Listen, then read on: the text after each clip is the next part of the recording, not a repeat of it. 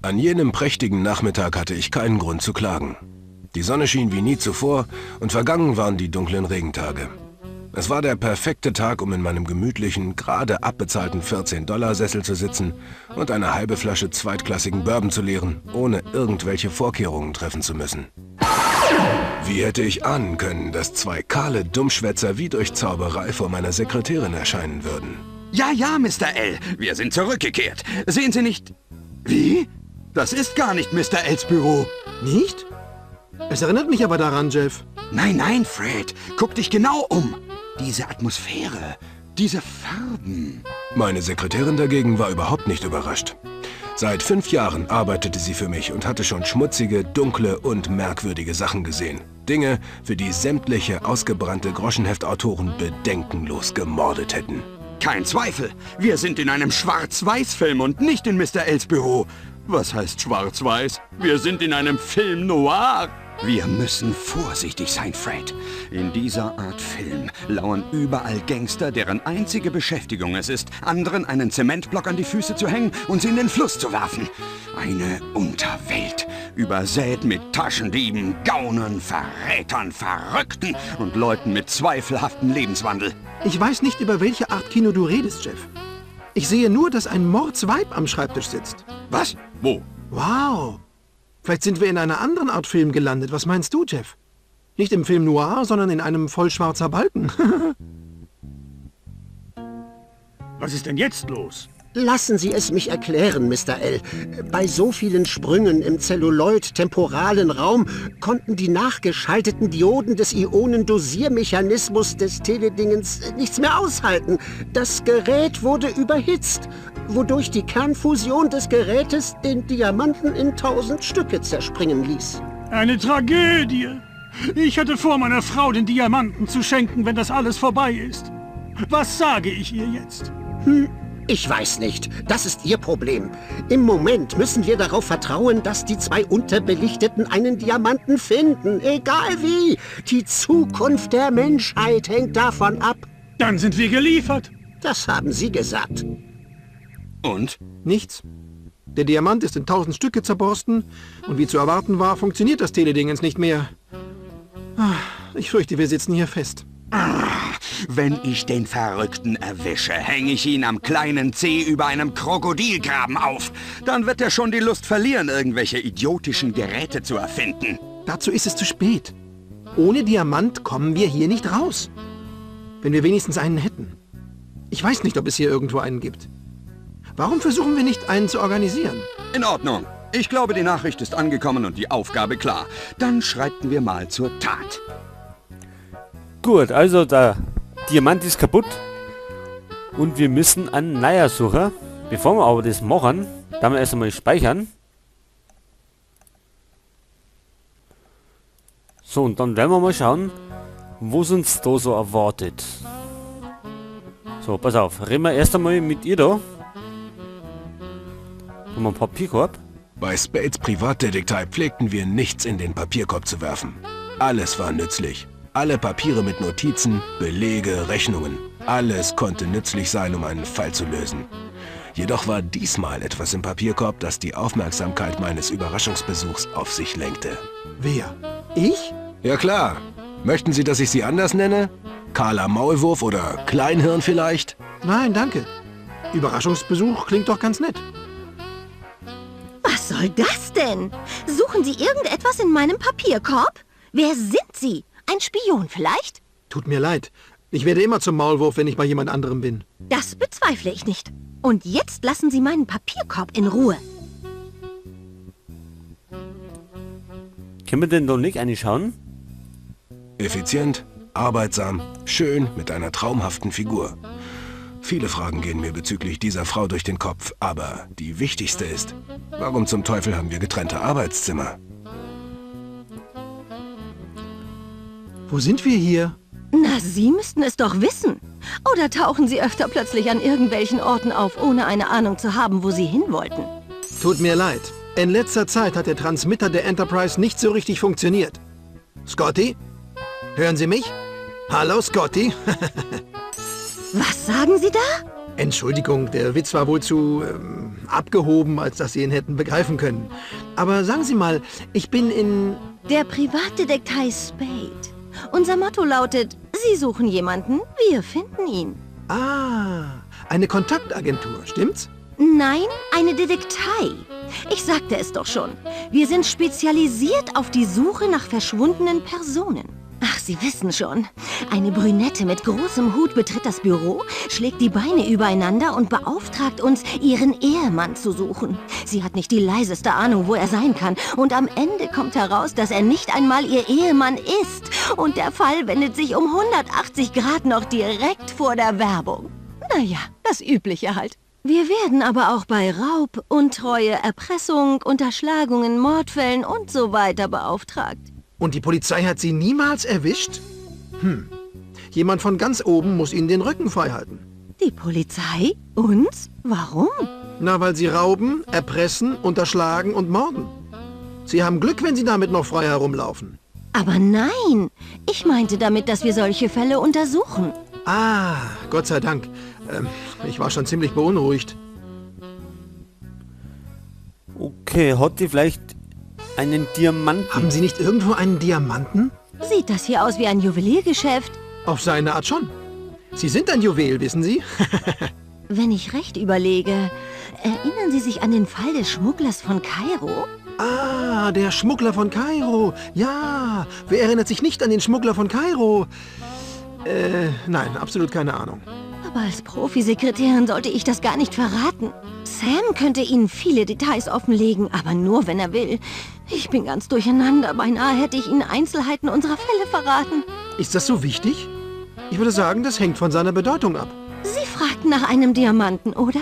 Klar, das ist von höchster Bedeutung für uns. Ja dann, der Schmugglerfall hat damit zu tun.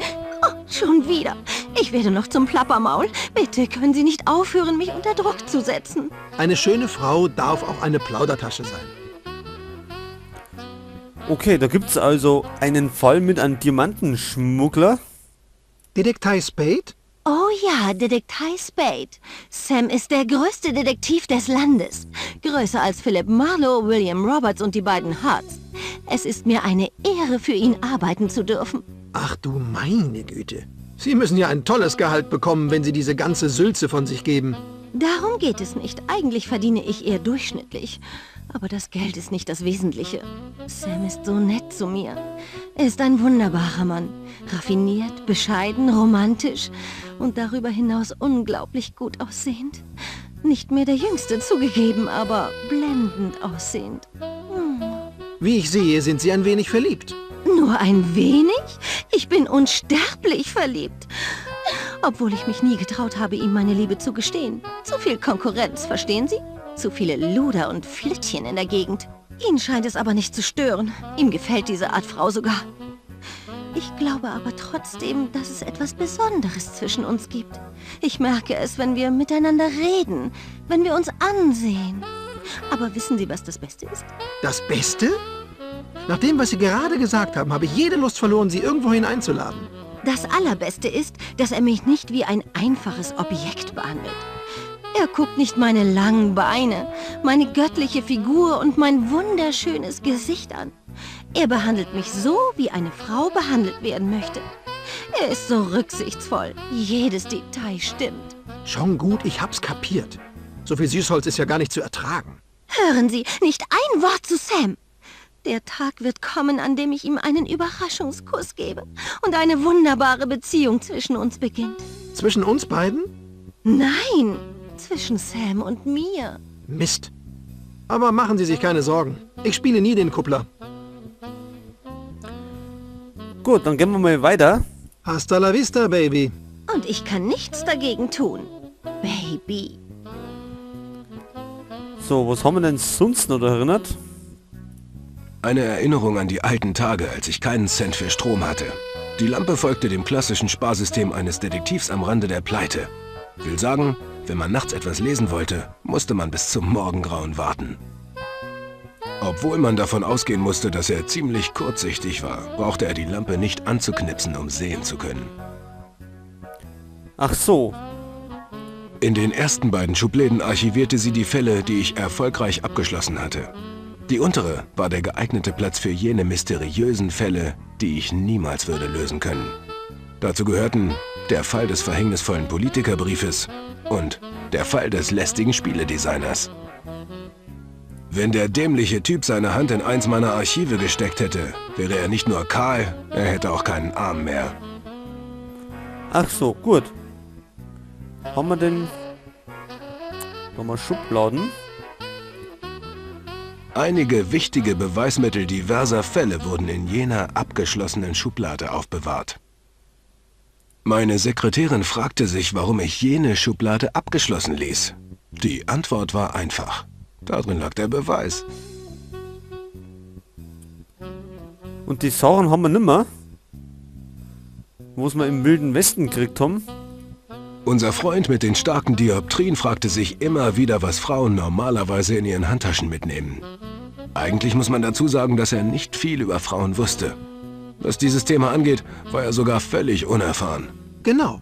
Was ist eine Frau? Es gibt nur zwei Dinge, die Frauen wütend machen, wenn man sie ohne Erlaubnis anfasst.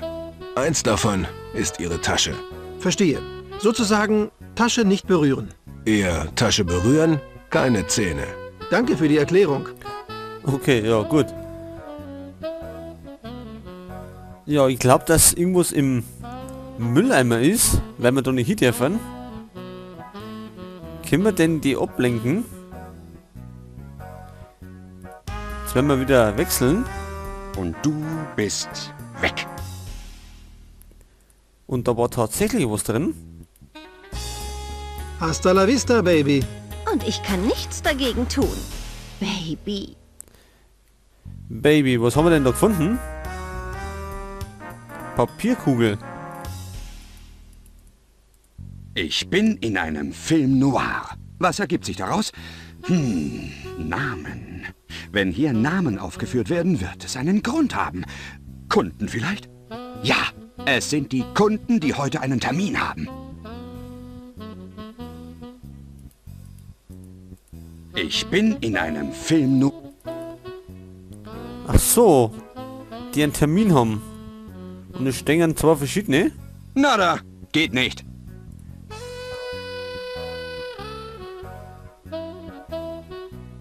Was macht ein Mädchen wie Sie an so einem Ort? Bitte entschuldigen Sie das Klischee. Mein Chef ist der Detektiv, aber ich kann auch Schlüsse ziehen. Sie wollen was von mir? Aber nein, doch, auf keinen Fall. Ich bin Gentleman. Das war eine einfache Frage und etwas Neugier. Selbstverständlich würde ich nie... Ich beantworte Ihre Frage. Arbeiten, arbeiten und arbeiten. Noch was? Da meine billige Gigolo-Taktik fehlgeschlagen ist, arbeiten Sie viel? Eigentlich ja. Ich kann nicht klagen. Ich weiß, es ist nicht wie früher, aber... Und wie war es früher? Damals war es sehr ruhig. Wir hatten höchstens ein paar Besucher pro Woche. Kunden, oder? Nein, die Putzfrau und den Vermieter, der sein Geld haben wollte. Aber seit Sam den Fall des Malteser Falken erfolgreich abgeschlossen hat, ist er berühmt. Und seitdem gibt es pausenlos zu tun. Wir müssen die Kunden sogar zu zweit empfangen. Wir beginnen um 8 mit dem ersten Kunden, danach empfangen wir jede halbe Stunde 2 andere. Das muss anstrengend sein. Und machen Sie den ganzen Tag keine Pause? Doch, wir essen mittags unten in Joes Bar. Aber nur 1,5 Stunden, das ist nicht viel. Nach dem Essen gehen wir noch gerne einen Kaffee trinken. Sam und ich. Dann kehren wir zur Arbeit zurück und machen weiter. Um 8 Uhr abends schließen wir. Können Sie sich nicht eine halbe Stunde frei nehmen und mir in Ruhe von Ihrer Arbeit erzählen? Vielleicht in der Bar von diesem Mo?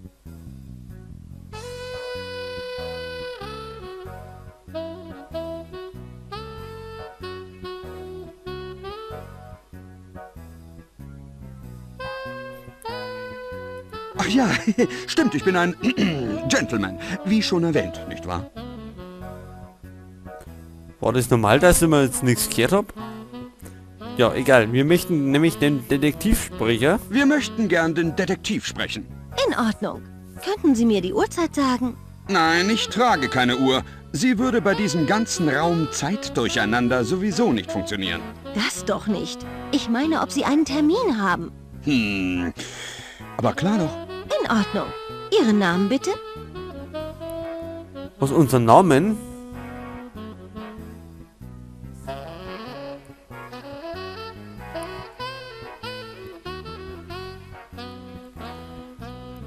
Achso, das sind die Namen, die auf unserer Listen stehen.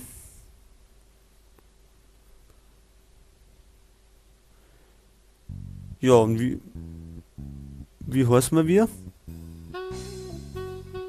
Vielleicht so? Walter W. Wagner und Marcus M. Martin. Ah, hier sind Ihre Namen. Aber nicht um diese Uhrzeit. Es tut mir leid, aber Sie sind nicht dran. Effizient wie immer. Sagen Sie, können Sie uns nicht irgendwie vorziehen? Ich sehe augenblicklich sonst keine Kunden hier im Raum. Und was hat das zu sagen? Organisation und Pünktlichkeit gehören zu unserem Beruf. Sie möchten das doch nicht über den Haufen werfen, oder? Nein, bestimmt nicht. Vor allem, weil ein Business- und Scheduling-Consultant das Ganze für uns gemacht hat. Und das war richtig teuer. Jetzt müssen wir uns noch mit den Zettel anschauen. Ich bin in einem Film noir. Was ergibt sich daraus? Namen. Wenn hier Namen aufgeführt werden, wird es einen Grund haben. Kunden vielleicht? Ja, es sind die Kunden, die heute einen Termin haben. Heute nochmal. Ich bin in einem Film noir. Was ergibt sich daraus? Namen. Wenn hier Namen aufgeführt werden, wird es ein... Gut, den anderen haben wir schon ausprobiert. Wir möchten gern... In Ordnung, Nein. in Ordnung. So, dann ist Mendoza ist auch drauf gestanden. Mortimer M. Walters und Matt W. Mendoza. Ah, hier sind Ihre Namen. Aber nicht um diese Uhrzeit. Es tut mir... Sagen Sie... Und... Na, Ja. Meine Sekretärin. wir möchten gern... In Ordnung. Nein. Das doch. In Ordnung. Wilbur F. Walters und Walter W. Marks. Wilbur F. Walters und Walter W. Marks. Hier sind sie, pünktlich wie die Stechuhr. Darf ich die Herren hereinbitten? Treten Sie näher, Mr. Spade erwartet Sie. Fred, komm rein! Ah, die Herren Walters und Marks. Bevor ich es vergesse, hier, nehmen Sie das. Herr Spade hat es wieder beschaffen können. Es war eine unglaubliche Odyssee, wissen Sie. Aber da haben Sie es, in perfektem Zustand, ohne den kleinsten Kratzer. Oh ja, klar doch. Und ich glaubte, ich hätte es verloren.